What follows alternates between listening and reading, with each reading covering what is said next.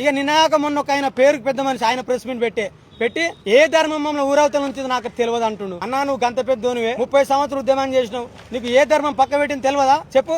నీకు ఇంత పథకం ఇవ్వగానే నీకు ఇంత అవార్డు ఇవ్వగానే ఏ ధర్మం పక్క పెట్టింది మాకు తెలియదు అని మాట్లాడుతున్నావు. అన్నా నువ్వు ఒకసారి ఆలోచన చెయ్యి, మనం ఎటువైపు పోతున్నావో చెప్పు. సనాతన ధర్మానికి నువ్వు వారసులు ఉంటావా?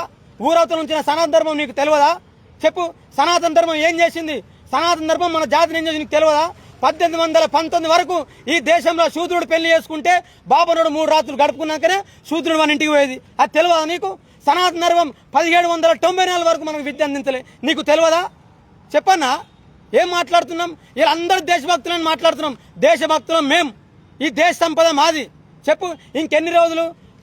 1947 నుంచి నేటి వరకు దాదాపు 70 సంవత్సరాలు అవుతుంది దేశానికి స్వాతంత్రం వచ్చి.